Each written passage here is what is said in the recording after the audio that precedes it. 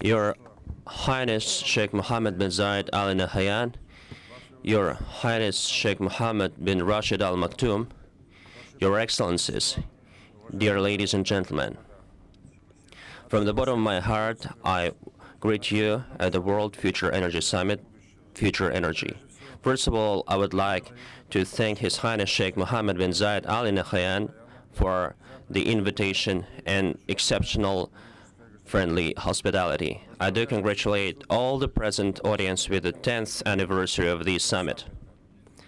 Separate words of appreciation for the work conducted let me extend to Director General of the International Renewable Energy Agency, Mr. Adnan Amin. Today's summit has become a significant part of the global dialogue of the politicians, scientists, experts in promoting clear technologies in energy and energy efficiency.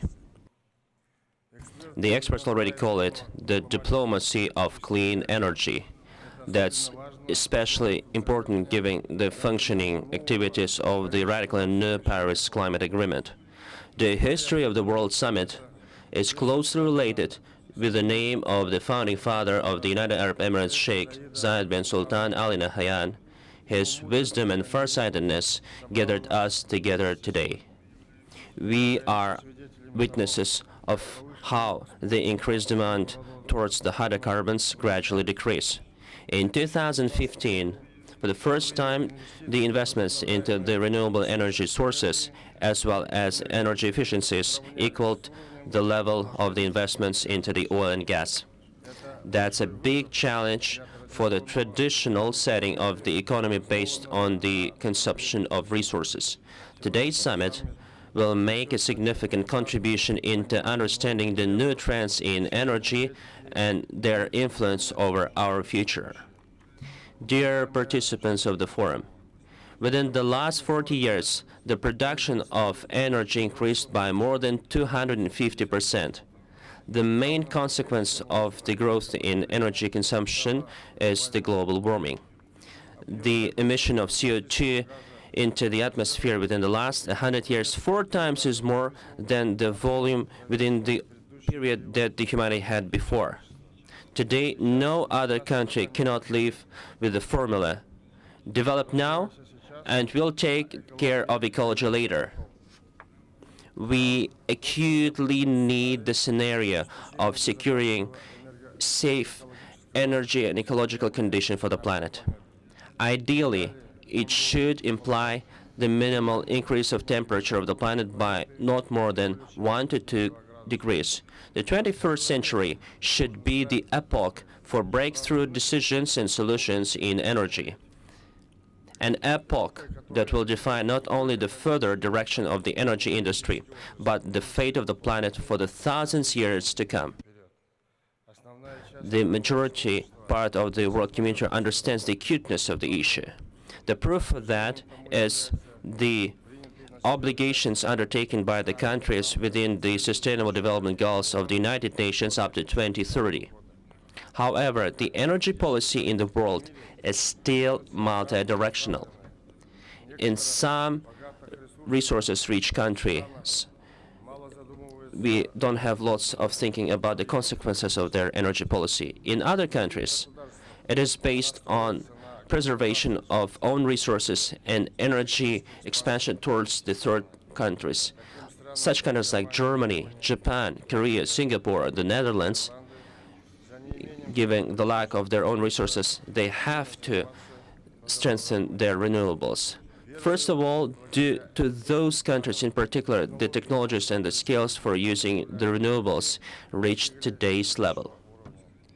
I sincerely believe that the summit's activities would facilitate development as well as active introduction of clean energy national policies.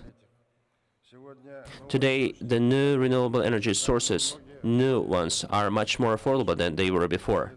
We should capitalize on that. In the past, they could have been afforded only by the developed countries. And they also secured the accumulation of knowledge and technical experiences in the new energy technologies. Today, it is high time for the developing countries to join this very process. It is high time to have the technology experience exchange in energy, clean energy, into a new global level. For instance, Germany within 15 years ago, they started with 70 cents per kilowatt per hour. Today, the wind energy costs 4 to 6 cents per kilowatt per hour.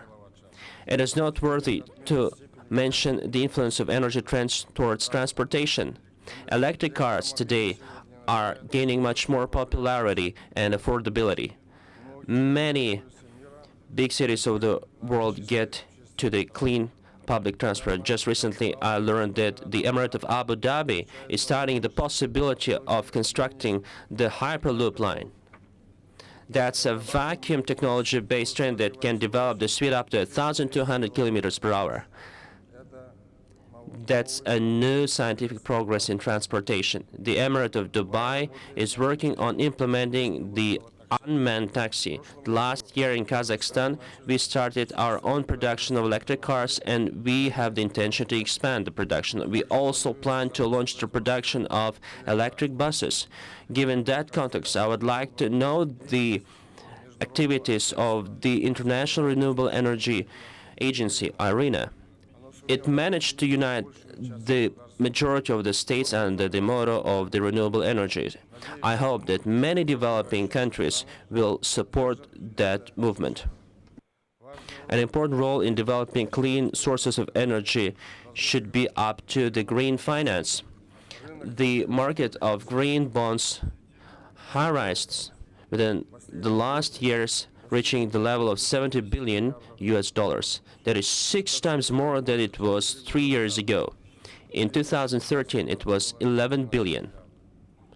Such securities may bring about a big synergy effect within the renewable energy. Dear ladies and gentlemen, alternative energy and protection of environment are senseless without rejection of military programs. Kazakhstan provided it with its own vision for solving the most acute problems of the modernity within the manifest, World 21st Century. Our country, since the very beginning of gaining the independence, is promoting the plan on the nuclear-free peaceful cohabitation. Kazakhstan rejected the fourth most powerful nuclear arsenal in the world.